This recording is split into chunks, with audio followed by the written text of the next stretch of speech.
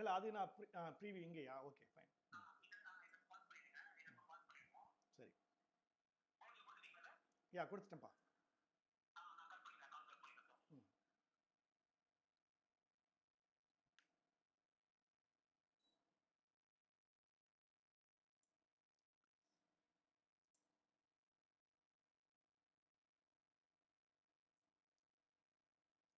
Hello friends,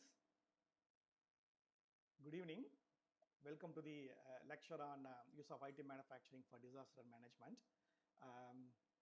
Apologies for a slight delay. In the starting there was a technical issues, therefore there was a 5 minutes delay.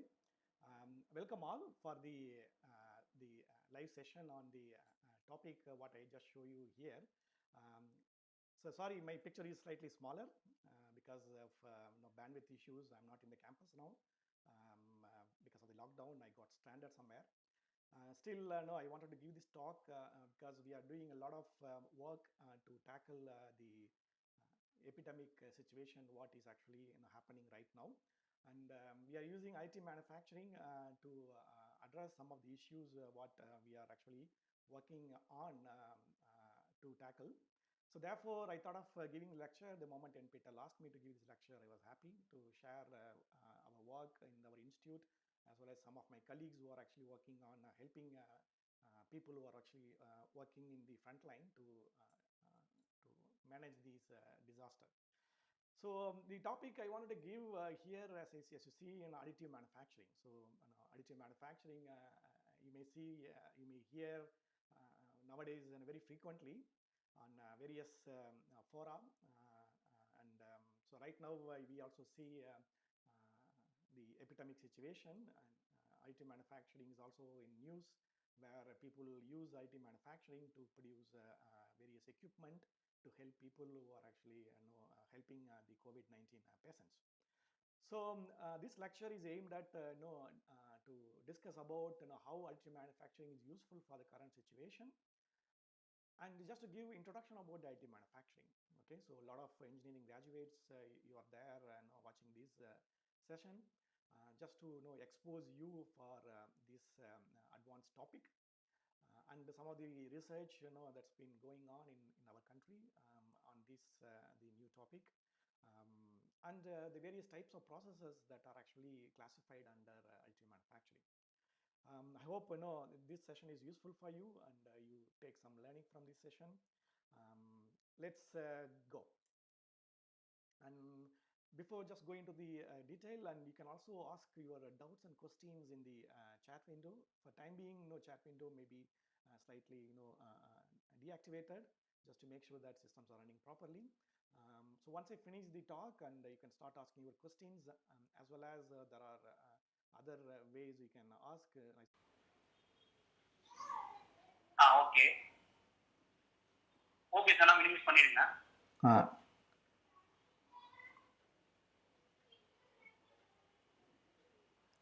Okay sir, நீங்க start பண்ணலாம். கொஞ்ச நேரத்துல அது start ஆயிடும். நான் cut பண்றேன், call cut பண்றேன். நீங்க ஸ்டார்ட் பண்ணுங்க.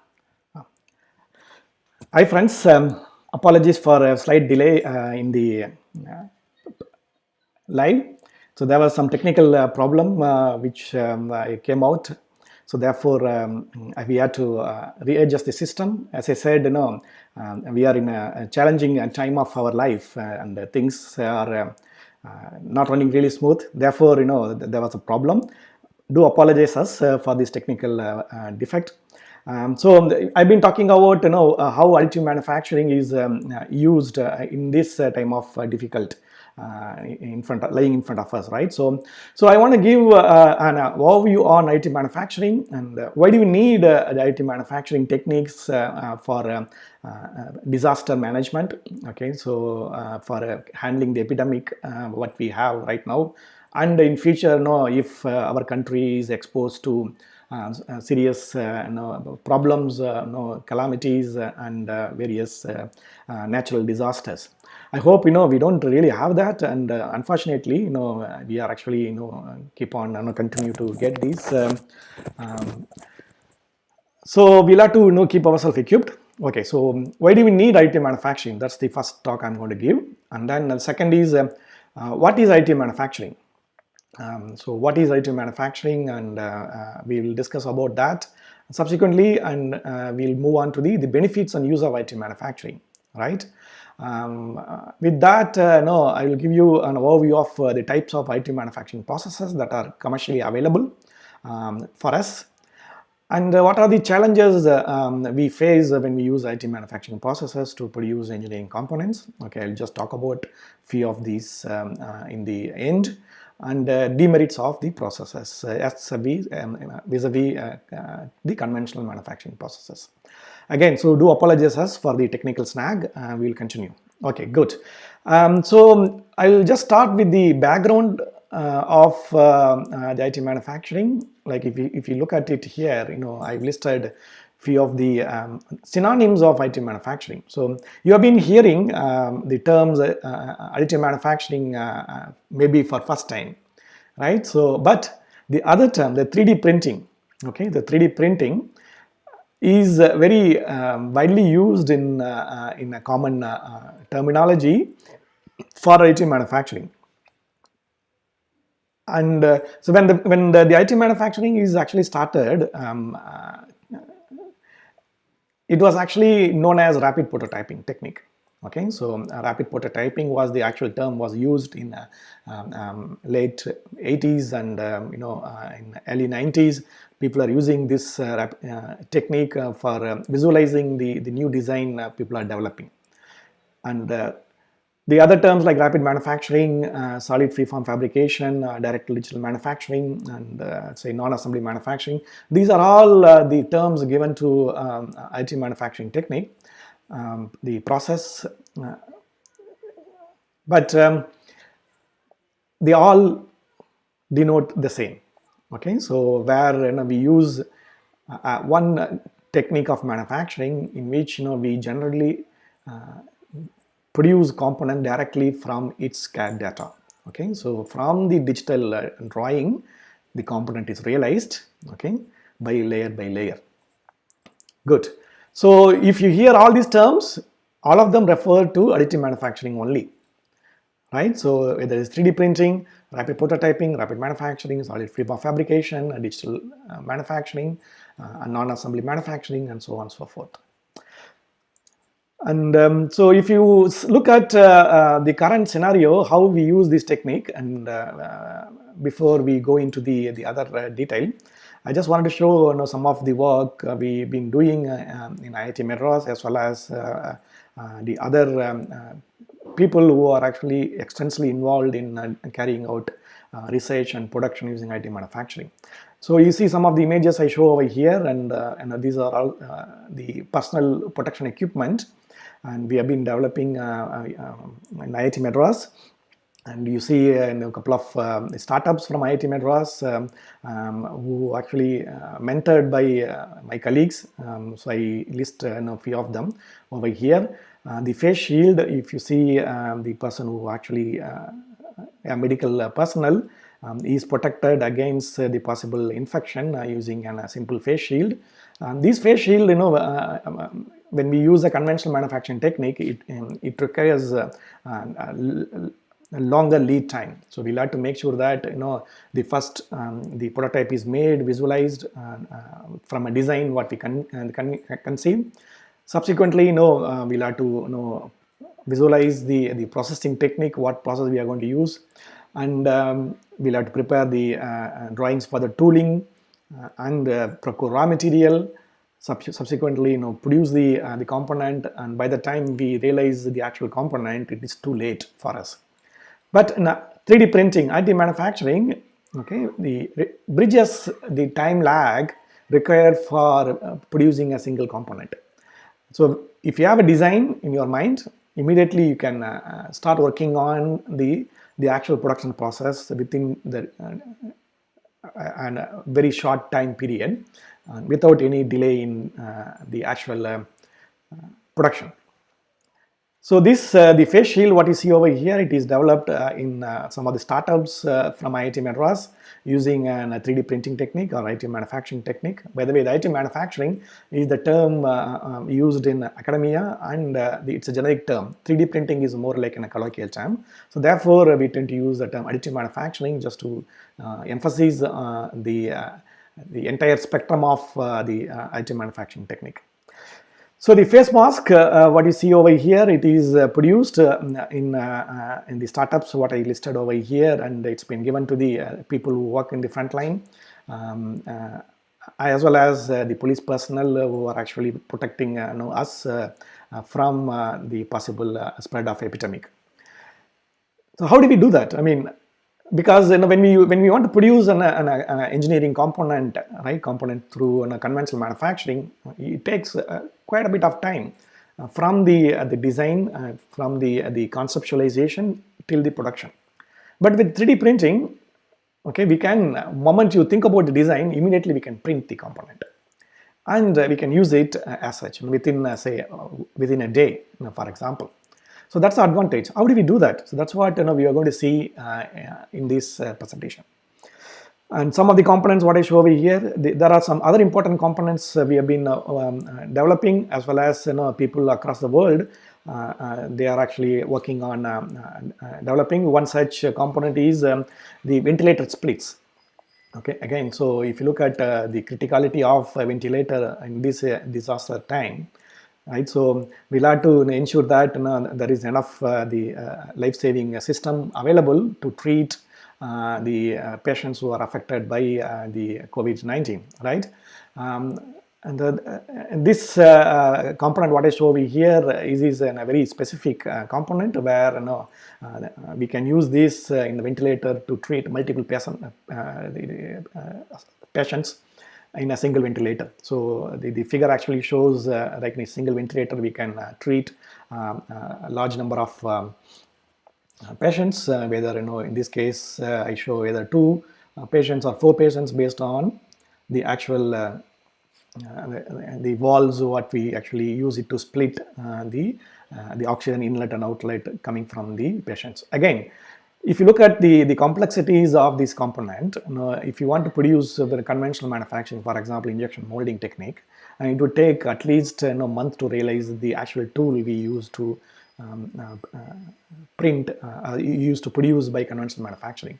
But if you use 3D printing, so I show the 3D systems. The example, another manufacturer who actually produces the additive manufacturing components, and they can print a large amount of such splits within no time, and they can supply to the hospitals where the ventilators can be used to treat multiple patients by using these 3D printed splits. And again, so in IIT-Madras startups, what I showed in earlier slides, they are also working on such splits so that the ventilators can be used for multiple patients. This is again classical example of use of additive manufacturing for this time of epidemic situation. Apart from these applications, the additive manufacturing can also be used in producing an actual the medical components, as well as the other application where we see immediate help to address the disasters that are occurring naturally as well as man-made disaster. So other example of additive manufacturing which we are using now is the nasal strip, what you see over here in the left side image. So that is again on heavy demand as of now. These strips are used to take samples from the COVID-19 patients. We need enormous amount of these swabs to test the COVID patients. And how do we produce it? Again, so if you want to use a conventional manufacturing method, it would take a lot of time to realize the number of components. Therefore, we can use additive manufacturing in order to produce these components very quickly, and we can supply to the hospitals who are treating the patients. The other example of IT manufacturing, we use the one image I show you in the right side of the slide to build the shelters for people, when they lose their homes and livelihoods, for example. And again, IT manufacturing can be used to build such shelters within no time. Okay, so one of such systems was used to build a small structure in IIT-Madras. If you visit next time IIT-Madras, you can have a look at it, by the startup called Twesta. 3D solutions startup from IIT-Madras. So these kind of applications are very handy in managing disaster. For example, our armed personals, when they are actually stationed in the front line, and quickly, we'll have to build some shelters. We can build it instantly, or in a cyclonic time, when people lose their houses, and if you want to house them in a proper shelter, we can use IT manufacturing again quickly realize the shelters. So therefore, the IT manufacturing is going to be used extensively in the time to come to tackle the disasters what we are facing now, and we are going to unfortunately going to face in the future. So we are making ourselves equipped to address the various issues what we face by the advanced technology, advanced manufacturing methods, like in IT manufacturing, what we are going to discuss in this presentation. Good. So having said that, so what is IT manufacturing? Right, so we have been hearing this term, right? So the IT manufacturing, in contrast to the conventional manufacturing, so here we don't use any specific tooling. Like for example, in foundry we use mold, isn't it? In powder metallurgy, if you want to produce a gear, we used to use some pattern in order to realize the component. But here we don't use any specific tooling, right? So we start with a CAD data, okay, a simple 3D visualization of the component what you are going to produce, and subsequently, okay, so first we slice the CAD data into various layers. Okay, it can be an uniform slicing or adaptive slicing. By converting 3D data into 2D slices, okay, so we can build layer by layer the entire component, and if you combine all the layers from the bottom to top, okay, we can create a full engineering component, right? So the definition of IT manufacturing goes like this: it is a process of joining materials to make parts and the components from the 3D model data, generally layer by layer. Suppose if you want to visualize a simple cylinder, okay, we slice it, chop it with various layers, and we'll build one layer upon another layer, and if you complete it, we will generate the full cylinder, right? So the definition of additive manufacturing, that's what we call it, 3D printing, isn't it? So we produce the component which we actually use in engineering services and biological services directly from the CAD data. Okay, so we don't really use any specific tooling. Okay, so we use an additive manufacturing, okay, to produce engineering component directly from its CAD data, okay, by slicing layer by layer. And subsequently, if we print layer upon layer, we can complete the entire 3D structure. Okay, it is like slicing onions, isn't it? So you take an onion, okay, slice it uniformly or adaptive slicing. If you combine all the slices together, okay, you can reproduce the onion. And only thing here is you'll have to make sure that the layers are joined, okay, in perfectly, or the interfaces are perfectly coalesced, so that we can recreate the onion back, right? So that's the actual definition of IT manufacturing. Good. So just to visualize the difference between the subtractive manufacturing over additive manufacturing. So what you see over here, if you want, we are trying to produce a simple sphere, isn't it? Suppose if you want to visualize the sphere, see, and if you want to produce the sphere through the conventional machining, imagine. So what do we have to do? So first we'll have to make a cube. right? So a cube of the surface area, so where we can use that cube to machine, and subsequently once we complete the machining, we can produce a simple cube. So the main disadvantage of this subtractive manufacturing is the wastage of material, isn't it? So we are going to machine the unwanted regions, and subsequently, okay, so we are going to waste all the material which is available the outside the spherical volume. And it's also time consuming, okay? So we'll have to first produce a cube, that is energy consuming. Subsequently we'll have to machine it off, and once you have to machine it off, then we are wasting the material, and the machining requires the complex programming, and subsequently we need to have an equipment for machining to produce a required surface rough finish, and we need a skilled manpower to machine such a sphere.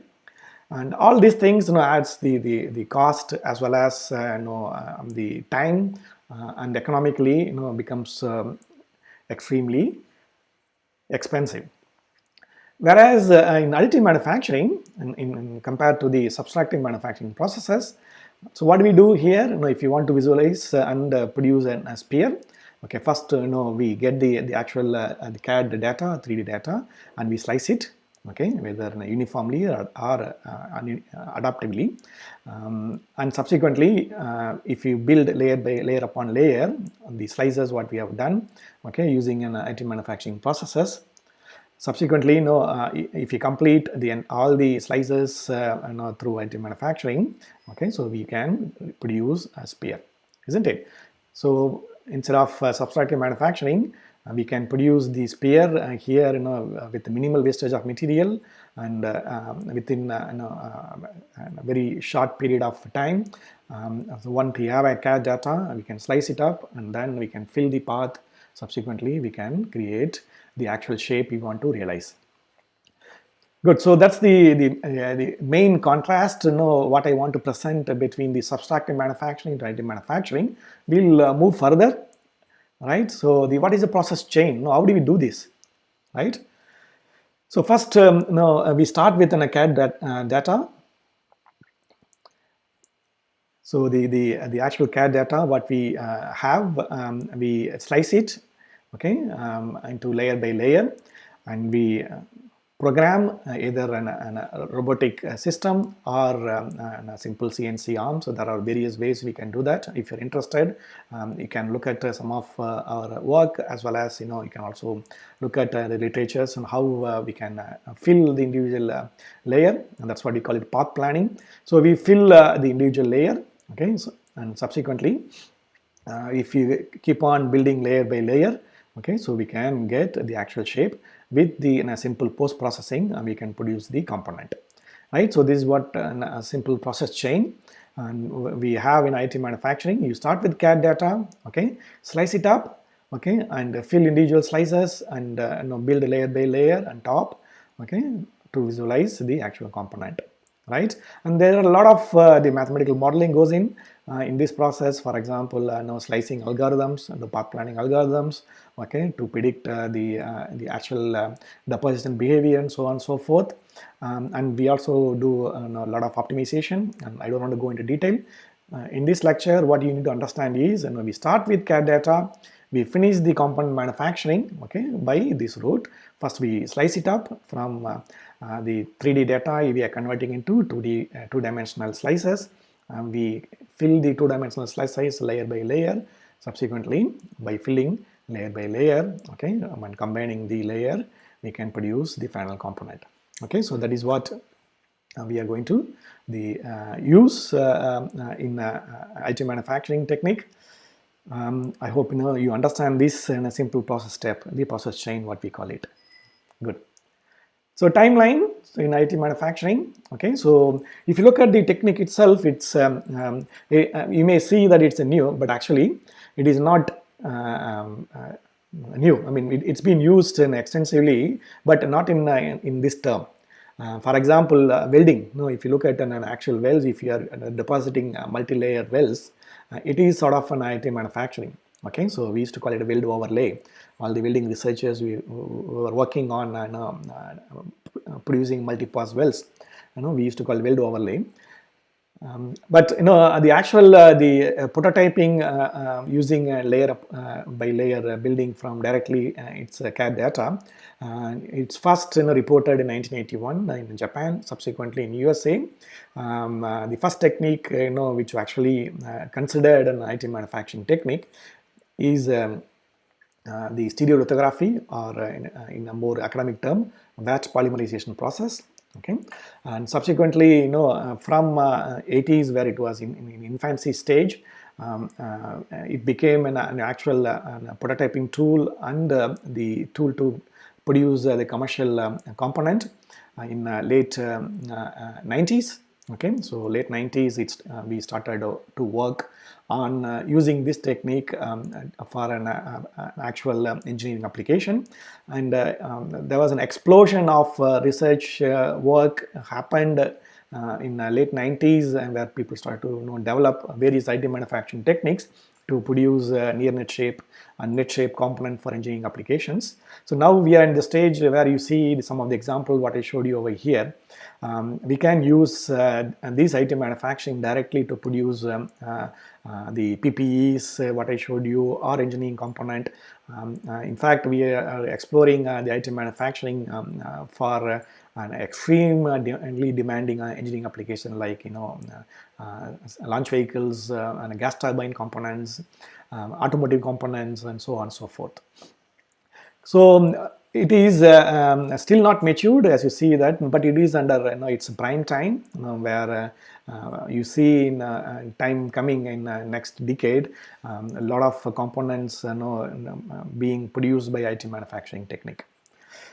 Good. And if you see state of the art, I just want to give you a couple of slides and how we use the IT manufacturing. The one great way we can use IT manufacturing is to produce artificial limbs and processes, again to tackle the disasters. For example, especially our war veterans, our soldiers, the fighting for us, and if they get unfortunate incident where get injury, and we can use IT manufacturing to produce a custom made the prosthesis. Okay, because if you look at the conventional manufacturing process, it is very cumbersome. We need to first generate the data, and subsequently, we need to have a tooling to produce the processes, leg and arm, and subsequently, there are a lot of issues with healing and rehabilitation of the patients with the processes which are actually not custom made, and IT manufacturing provides the way, isn't it? So the moment we have the actual dimensions required for an implant or the processes, and we can create a 3D drawing, and we can just print it out, isn't it? So using IT manufacturing, so therefore we can produce a custom made processes, right? Artificial limbs and patient specific, right? So that is advantage over here. Otherwise, if you use a conventional manufacturing methods, it is become extremely expensive. So we cannot use in a conventional in a casting or any other manufacturing method for one component. Okay, it's not economical. Whereas in here, it is possible, isn't it? So we can straight away get the data, and we can use IT manufacturing for say medical prostheses. And the other image I showed you over here, and the maxillofacial implant. Again, these implants are extremely important to save life in case of disasters. Right? So imagine, the implant is required for a patient to save her life. And so these implants are custom. Each one of us is different, right? So our face is different, and we need to have our own specific implant. And if you want to produce by conventional way, it takes time. And to save life, we need to realize these implants within no time. Again, so IT manufacturing comes here and to help, right? So apart from these medical applications, there are applications which requires increasing efficiency. Okay, the increasing efficiency is required. For example, a gas turbine. If you want to save fuel, right? So we need to make it lightweighting. Okay, the weight of the component should be made light, and we need to change the design. The design of the component can be enhanced, because right now what the design of the component are realized based on the manufacturability. Okay, so the one such example what I show you from GE, okay, the heat shield they are using it, I got it from GE, and you see the heat shield they developed for heat exchangers for gas turbine applications. The extremely complex design. So the heat transfer can be maximized by changing the material as well as the design enhancement. So therefore, the additive manufacturing again helps us. In a conventional manufacturing, either we cannot use such a material because it's very difficult to work with that material, or the design cannot be realized by conventional material. Right, so therefore additive manufacturing again can be used very extensively for enhancing the performance of the component, to use the material or the alloy composition which can be used in additive manufacturing, but in a conventional manufacturing is very difficult to use. For example, and a refractory alloy, if it can be used in engineering application, and it's good, but we cannot use the conventional manufacturing, isn't it? So it is very difficult to machine it, very difficult to cast it, or is it difficult to forge it. But additive manufacturing can be used to produce the component. Therefore, the component life performance can be enhanced. So some examples again I show you over here, and this is again I just bring it back to get your attention. The actual 3D printed shelter in IIT-Madras by the startups, and see, I got a nice example from Autodesk on 3D printed house. The entire house is printed layer by layer. Okay, so the entire house is printed layer by layer. Okay, so that the house can be printed from scratch. Of course, structurally, we'll have to understand how the material can be used with such integrity, but that's another talk. I don't want to get into the detail, because that is the material aspect or the construction aspect. Good. So now we'll move on. What are the benefits of AM? Okay, so the actual benefits, if you look at it, I'll just look at the first benefit. I see the materials saving. Okay, so the amount of material we save as compared to the conventional manufacturing. I just wanted to show this white paper, and if you look at the actual component, we are trying to produce a titanium component. What you see over here, the final component, which weighs about 1 kilogram. In the standard manufacturing processes, we start with a billet, isn't it? 20 kilogram billet, and first you have to machine it. Okay, and subsequently you need to weld it, and then you get a finished component. By doing so, we waste about 90 kilograms of materials. Of course, it can be recycled, but the amount of energy we spend will be enormous. Okay, energy is money, isn't it? So for example, to produce a titanium of 20 kilograms, okay, we spend about 10,000 megajoules of energy. Again, machining requires energy, welding requires energy, and subsequently, when you realize the component, we spend a lot amount of energy, and material is scrapped, and when you recycle it again, the energy is wasted. Okay, energy is money. So as compared to standard manufacturing, when we want to realize such a component in additive manufacturing, okay, so what you see over here, we start with a near equal material, isn't it? So in some cases, we'll have to produce a feedstock. For example, in a powder bed system, we need a powder, so we just atomize and produce a powder. Again, energy is required, and subsequently, so once you have feedstock ready, and we can start printing the component from this design. So we save a lot of material and a lot of energy when you produce the same component as compared to when you use additive manufacturing. Okay. Now, so the biggest advantage, what we can see is the material advantage and the energy saving. So what you see over here, good. And the second benefits what I see again, in terms of using additive manufacturing is to realize the extremely complex designs and designs which are actually required to enhance the performance. For example, I show you one picture over here. Extremely complex structures which actually produce certain auxetic properties. Auxetic properties are when we apply a load in one direction, okay, in other direction. Suppose if we apply one tensile load in one direction, okay, in a conventional material, in other direction it would be in compression, isn't it? Right? It will shrink when it expands in one direction. Whereas an oxidic material, okay, so when we expand in one direction by tensile stress, other direction also expands. Okay, and these oxidic materials have they are generated by introducing complex design. Okay, and these materials are used for shock absorbers or even body implants and knee implants. Okay, so and we can use these materials for engineering applications, and this kind of complex design is very difficult to visualize and produce by conventional manufacturing. Okay, so in a conventional manufacturing it is not possible to produce such structures, isn't it? Extremely complex design. And the other example I show you here, I borrowed from ORNL, Oak Ridge National Laboratory. So when we they managed to produce the component with the complex internal cooling channels. Okay, so what is over here, and the complex internal cooling channels to enhance the performance of tooling. Okay, so so such a tooling is used to produce a component, and we can identify where are the hot spots and stress rises. We can produce a complex cooling. Okay, so we can produce the toolings with enhanced performance, and the components can also perform extremely efficiently in service. Right? Good. So again, materials, energy savings to visualize and produce a complex designs which are not possible by conventional manufacturing methods, isn't it? Right? So therefore, additive manufacturing brings.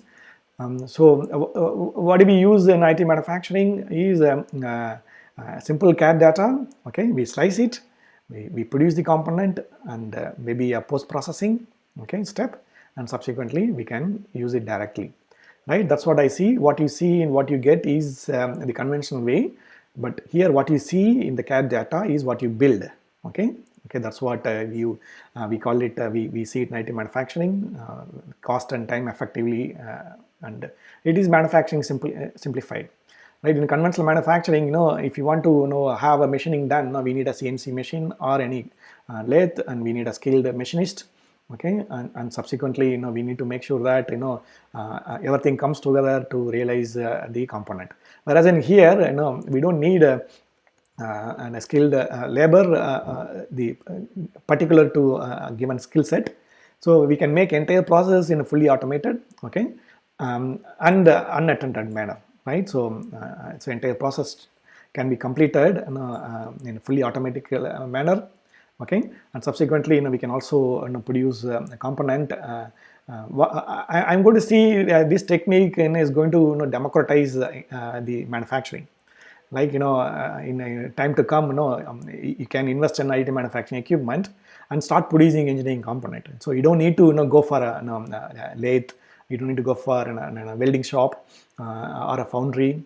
Okay, and subsequently you have an equipment and you supply the component. So and it is not limited. No, it's not like we can't generate difficult component or complex designs. We need to depend on someone else elsewhere. Right, so we can produce the component directly. Okay, good. So there is no spot specific tooling. Okay, so there is no real tooling here. So absolutely no tooling at all, isn't it? We don't need any tooling, and the last minute change in design can also be accommodated, isn't it? So suddenly you wake up in the next day, you think that I need to change some feature in the component. Done, isn't it? Change the design, rework on the slicing and path planning, and you're good to go with the printing. Whereas in a conventional manufacturing, once a pattern is made, that's it. I mean, when tooling is done, and we cannot change it. You'll have to go back and then work on the actual tooling required for the manufacturing. So again, we want to shave time, right? Isn't it? Money as well. So last minute change in design can also be accommodated. Okay. So I just summarize here in the benefits of AM, right? So the effective design, so design enhancement can be carried out to increase the efficiency of the component. Okay, and so a lot of material innovation can be brought in. Okay, some materials which cannot be used in a conventional manufacturing method can also be used over here, and we can build a gradient microstructures, material, functional graded. Each layer can be a different material, for example, okay, to enhance the performance. I'll show some of the examples in later slides. And composition, which are difficult to cast and machine, can also be used over here, right? And we can also deliberately introduce complexities in the microstructures in the component, in the locations where we want the performance enhancement, okay? And it's an on-demand customization manufacturing, okay? So for example, the implants and processes, what I show over here, the custom-made implants and the processes, what you see here in some of the examples. So patient-specific. Imagine there is an emergency, one patient is requiring an implant so that his life can be saved immediately. So we need to undergo a surgery. We can print the implant, okay. Subsequently, we can get the implants and save the life. Okay, so that's why you call timely health care, can be carried out, and we can make parts anywhere, anytime, isn't it? So suppose if you want to help our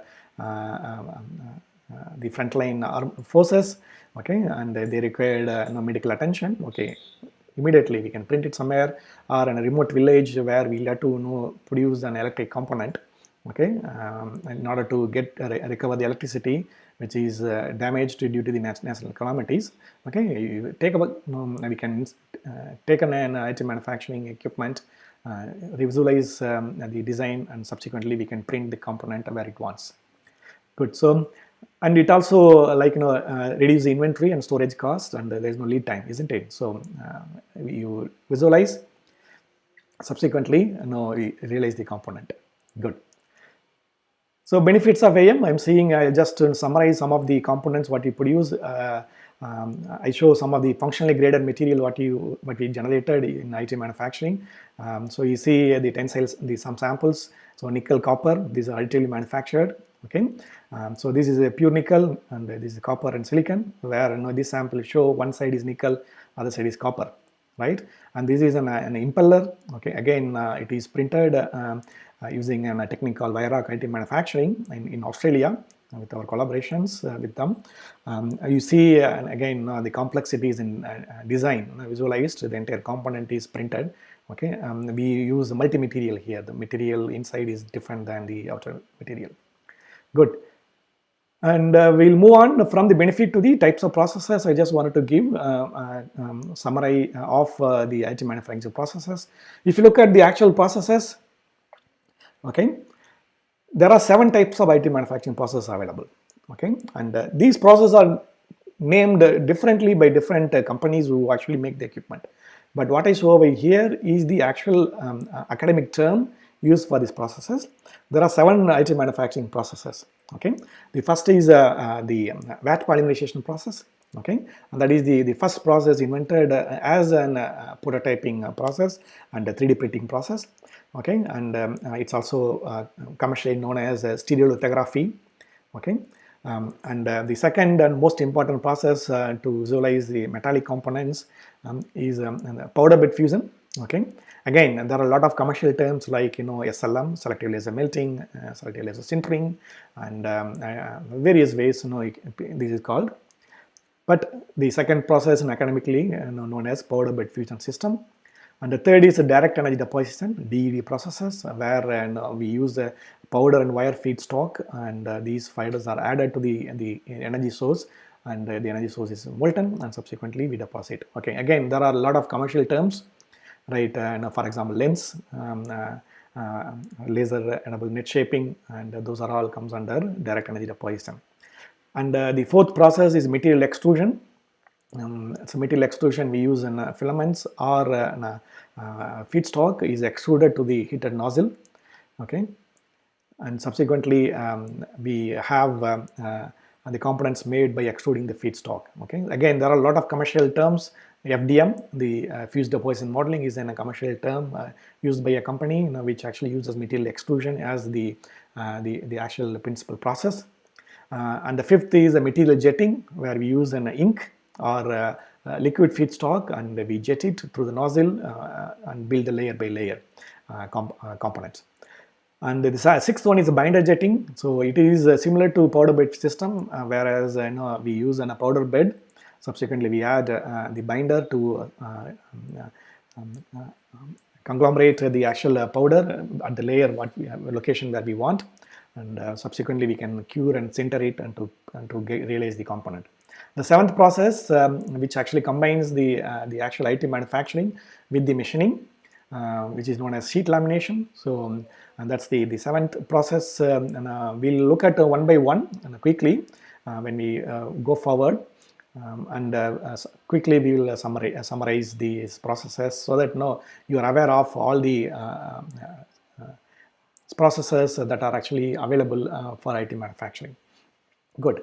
So in vat polymerization process, what we use is we use a liquid photopolymer in a vat or in a container, okay, and we use a light source to cure the liquid photopolymer, okay, right. So and we keep the liquid feedstock in the container, okay, and then we use a light source to cure locally at the location that we want, okay. That's why it's known as vat photopolymerization process, okay. So this is the first process invented as a stereolithography by the person who actually called as a pioneer in additive manufacturing, Charles Hull. Okay, so we use a light source. Okay, so in three modes, in a vector scan, or a mask projection, or two photon approach. So I'll show these processes in the subsequent slides. So what do we do over here in the vector scan photopolymerization process? Right, so we keep the actual feedstock, which is a photopolymer. Okay, so what do you mean photopolymer? Right, when the light falls on to the photopolymer, it cures, isn't it? Paint, we use it for walls. It is a photopolymer, isn't it? But it cures naturally, isn't it? And similarly, we can use a feedstock which can be cured, right? Which can be cured when the light source falls onto the locations where we want to cure it, isn't it? So we have a vat containing photopolymer with photoinitiator, and we scan the locations, right, where we need to initiate the photopolymerization. So the first layer, we scan it and fit with the shape. So once the one layer is cured, and we lower the platform, okay, and fill the next layer of photopolymer liquid, and then we scan it again, okay, to produce the next layer, and we lower the platform one layer upon one layer, okay, and subsequently, so when we complete all the layers together, we can realize the component. And here we use in a single light source, either laser or UV light, and we scan it in X and Y directions in the individual layer based on the shape we want to create. Good. In the mask projection method, so instead of scanning in a single light photon source, we create a complete mask, okay, and we visualize, okay, each layer, okay, inside this special mirror, which is known as a DMD mirror, digital micro device mirror. It's like the old the slide projector. Okay, so or you take a torchlight, you keep fingers in front of you create a shadow, isn't it, in the back, because your fingers are hiding the torchlight, and we are creating an image on the wall, for example.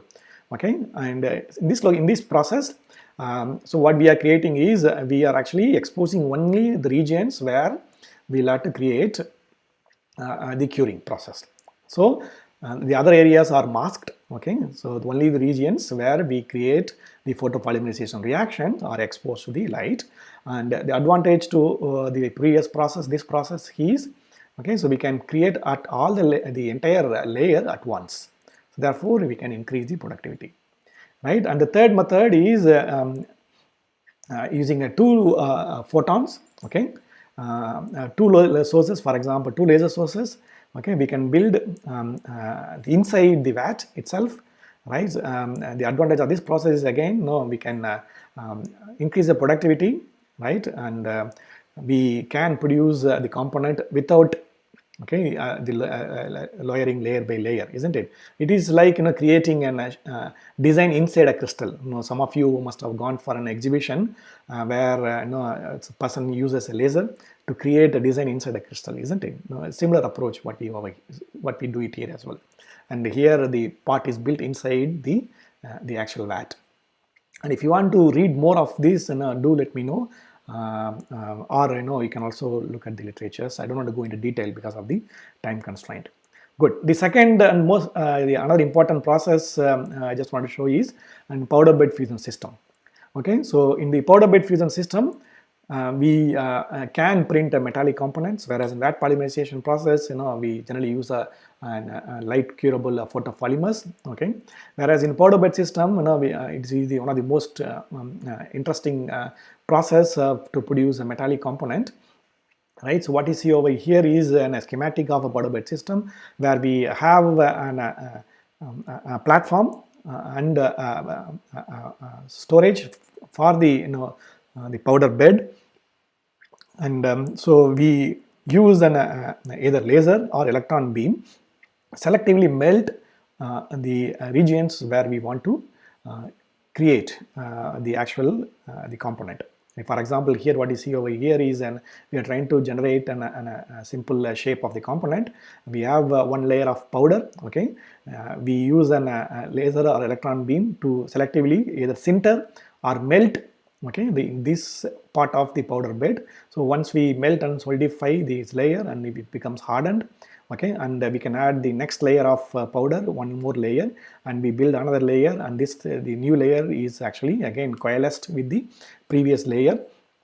Okay, and subsequently, and we can build layer by layer by lowering the platform, by filling the powder, and now by scanning the locations where we want to either sinter or melt. Okay, subsequently we can create and realize the component. Good. And in DED processes, in contrast the powder bed system, and in this case the powder feedstock is not kept in the box, whereas it is fed to the heat source. Okay, so therefore you can also call this a powder fed system. Okay, the previous one is a powder bed system. Okay, here is a direct energy deposition system. Okay, it's where we add either powder or a wire as a feedstock, right? And subsequently this feedstock is molten by the energy source. So energy source what we use in this process is either laser or electron beam or conventional welding heat source. Okay, simple arc plasma and a wire, right? The one schematic I show over here is a DED process where we use a laser and a powder is added. Okay, in this case a coaxially laser beam is coming. The moment powder get into the laser beam, the heat is heat of the actual generated heat by the impingement of the laser photons with the metal powder. Okay, so the powder is molten. Subsequently molten powder, okay, as a droplet is transferred to the substrate, and we can manipulate the entire the nozzle in such a way that we can create the actual design what we are going to realize from the component, right? And instead of powder we can also add the wire. For example, I show you this system. Okay, so in this case the famous company Siaki's EBAM equipment, instead of laser they use an electron beam, or instead of electron beam you can also use a simple welding arc. Okay, so the welding arc. Okay, so when you have the actual welding arc, when you have electron beam, okay, or even laser, so we can feed the wire like we use in a gas junction arc welding with wire feeder, isn't it? The same approach, absolutely same approach. Okay, we have electron beam and a wire feeder. So when the electron beam interact with the feedstock is molten. Subsequently molten feedstock is actually deposited like we deposit like in a simple welding case. Okay, welding beam. So I do have all the operational videos of this, but unfortunately I cannot show you because of the various copyright issues, right? So if you want to look at the actual operational videos, okay, so you can also look at YouTube, or you can approach NPTEL office. They can also share some videos. Okay. Okay.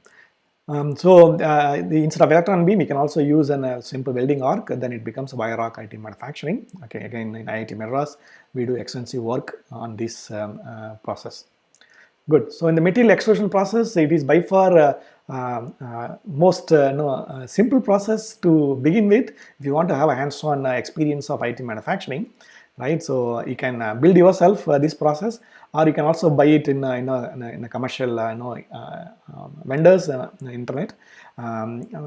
This process uses filaments. Okay, when these filaments are extruded through the heater nozzle and deposited. So some of the components what I showed you in the earlier, the face shields. Okay, so the face shields what you see over here, these are all developed using this technique, the material extrusion process, where we selectively dispense the feedstock through a heated nozzle orifice. Okay, and this nozzle is made to scan based on the locations we want to fill. Subsequently, we can create a layer. Okay. So now you can use it either a filament, in a simple filament is extruded, or we can also fill the filament and the entire filament is heated up, and we can use a plunger to extrude, or we can also create a feedstock using a screw based equipment, and feedstock is subsequently fluidized, and we can add the fluidized feedstock layer by layer.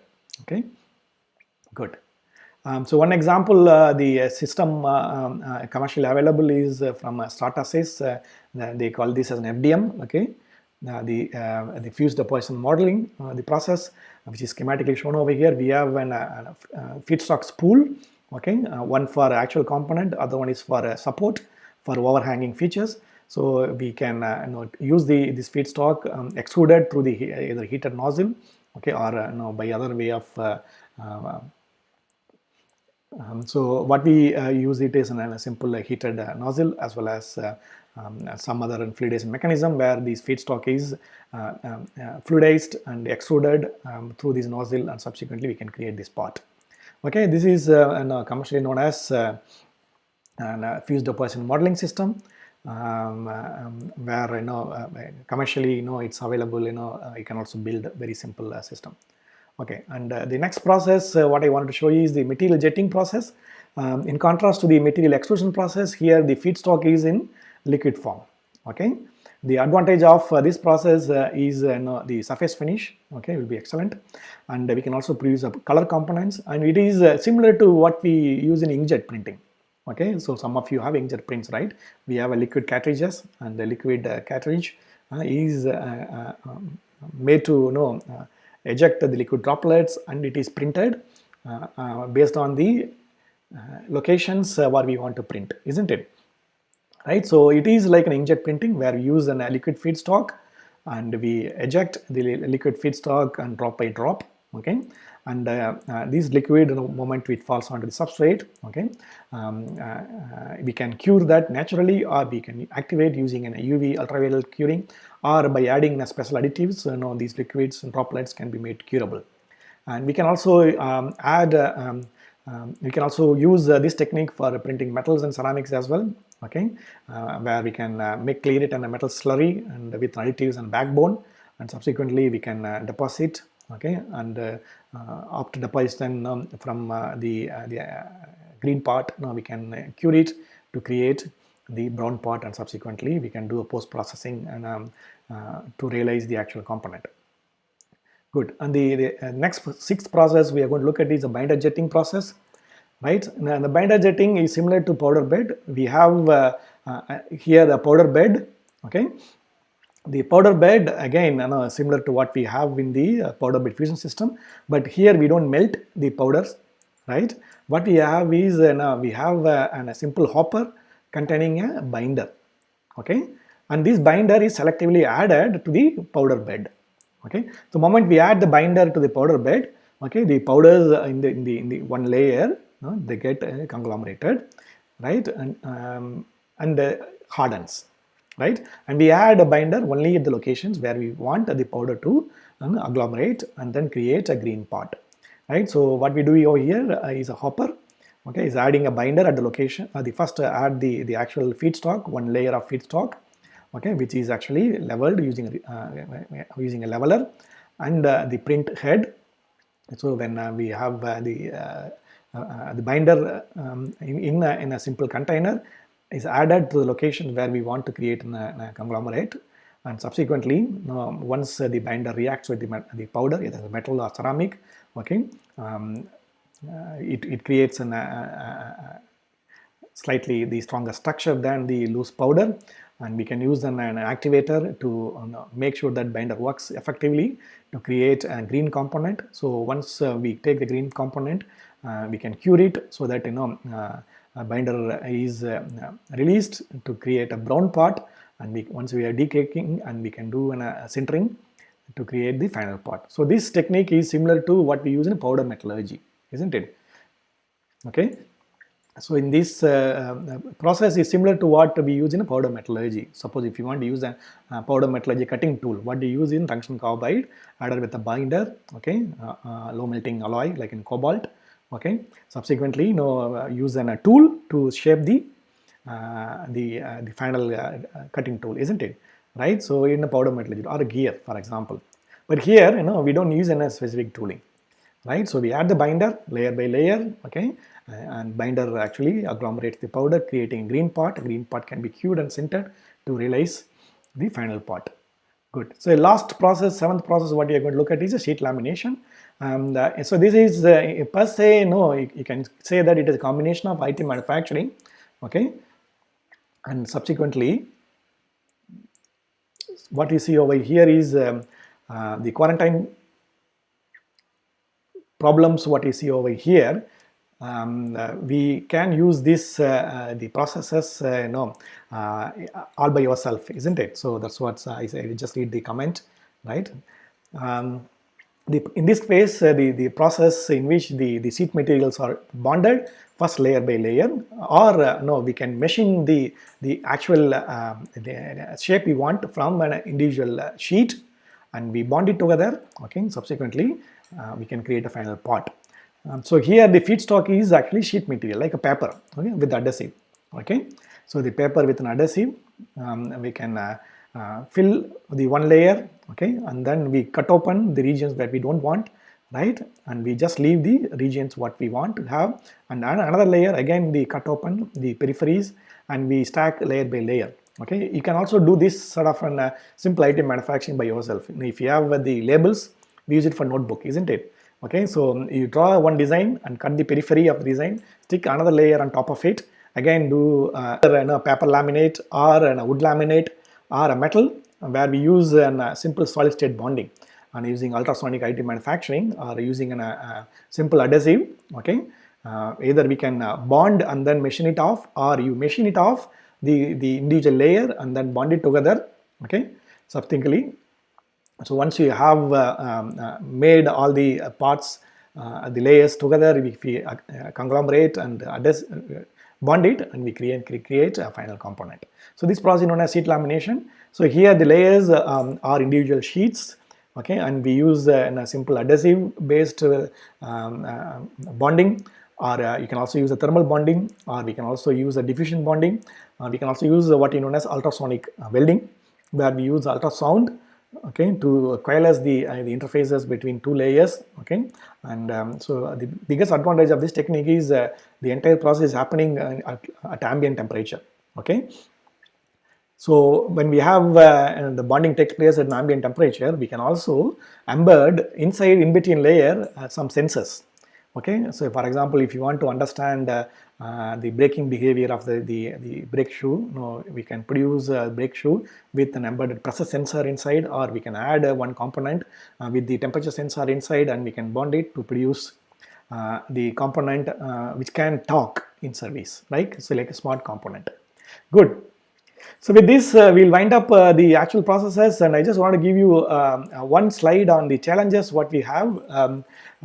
Some of you already asked, in the live questions, how the properties are compared with the conventionally made the parts. Okay, of course there are some problems. Okay, so IT manufacturing as of now have no issues unless we control the actual process parameter by which we print. Okay, there is a possibility that the properties are going to be inferior to that of a conventionally made part. Okay, but there are ways we can improve. By and large, we can do it.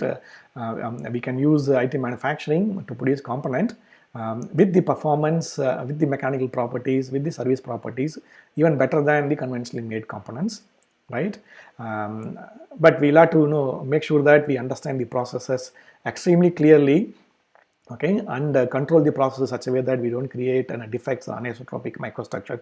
What I show here, it is one of the build components which shows an anisotropic microstructure, which is very bad for the mechanical properties of the component. But we can avoid it, and we showed there are methods we can avoid. We can have the homogenized mechanical properties. Okay, the other issue is the speed and productivity, right? So even though the entire lead time is reduces when you use IT manufacturing, the individual component, if you compare in a conventional manufacturing, for example, the same component I showed you, the face mask, the strap, if you use an injection molding, we can produce thousands of components in a day.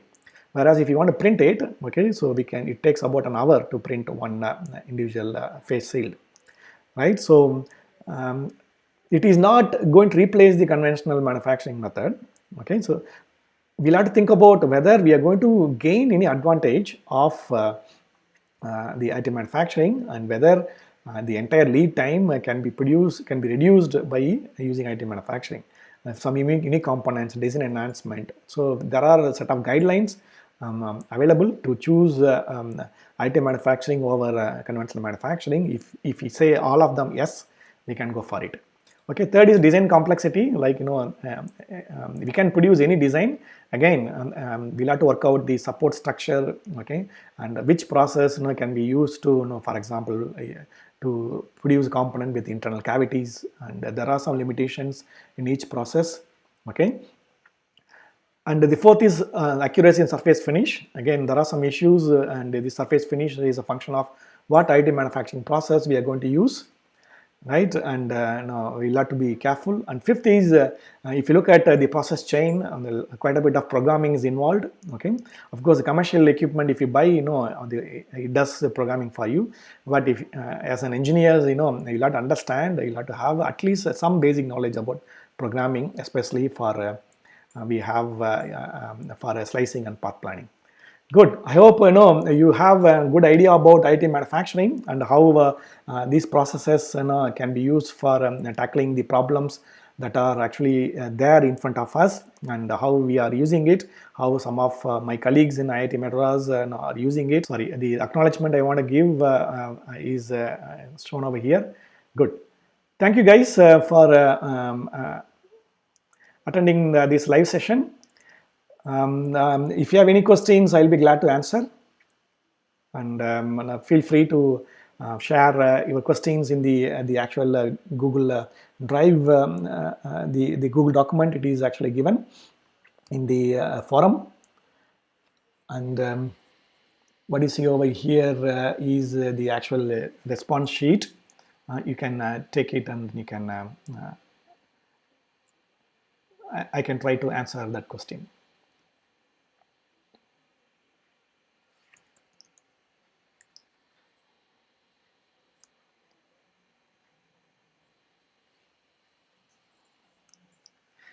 So I see some of you said that, can you share this PPT? Like it is possible to share the PPT, and I'll explore with the NPTEL management, and then see if possible I can share it. I don't see any problem in sharing the PPT.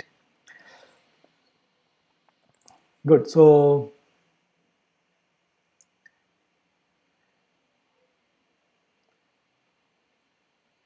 I'll just try to get the Google Sheet document.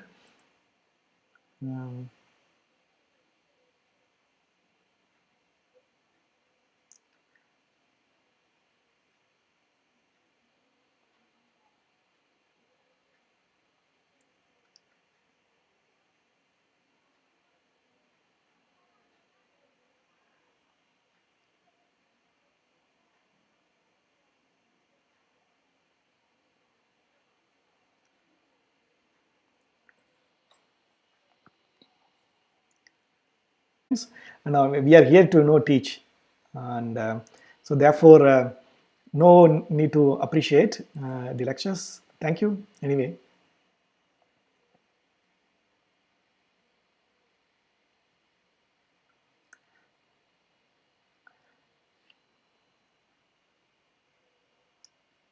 So the question from Gopal asked about the conventional manufacturing. Okay.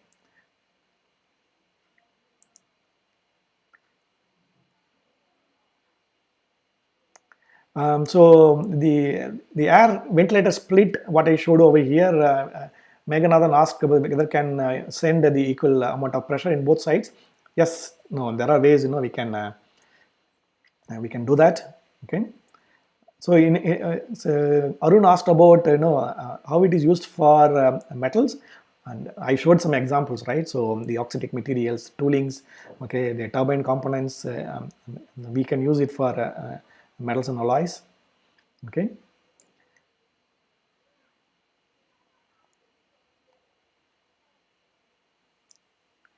Uh, so the Agilan asked about the disaster management. How do you have to qualify the component in shorter time? Okay.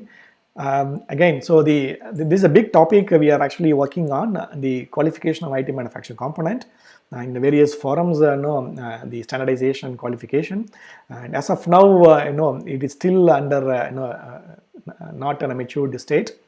The qualification for sensitive applications, okay, it has to be worked out. Whereas the simple parts, right? So I discussed about to restore the electricity, okay, in a disaster region. Like we need to produce one simple fuse or some component in a turbine, okay. So it has to be printed, right? And we are trying to establishing the actual printing parameters using one technique for a component and using gas turbine, for example. So we'll have to adapt immediately, and we'll have to work in that, in terms of the processes what we have in that, standardize the process parameters for a given material, so that we can use that process parameter to minimize the defect, as well as to get the required microstructure. So how these products are reliable? So Mr. Natarajan asked, okay. But then if you don't is reliable, no, we can't use it, right? I showed you example. No, in fact, recently in Europe, entire propeller of a ship is printed using an IT manufacturing and mounted on a ship, and ship is rowing all over the world. Okay, so it is reliable, right?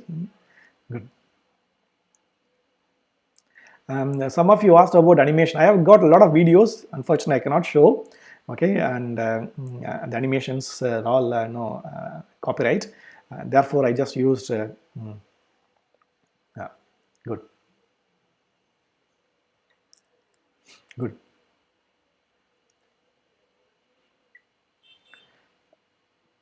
So how the additive manufacturing is used for aerospace application, Mr. Bhaskara asked about it.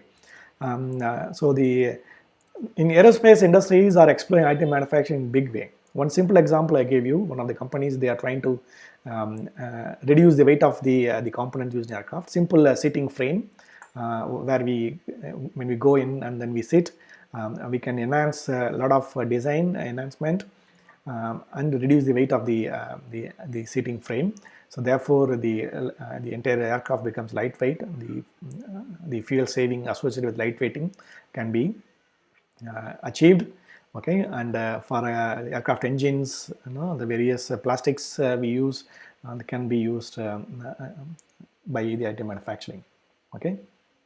Okay. What type of material used for additive manufacturing, and depending on the process, what we have to use. Good. So I talked about the mechanical properties compared to additive manufacturing vis-a-vis conventional manufacturing. Mr. Munmun asked about it, and depending on so if you look at the actual performance, mechanical performances, we can produce the component with better mechanical properties than the conventional manufacturing. Okay, there is a possibility, but we'll have to understand the physics of the process. Okay.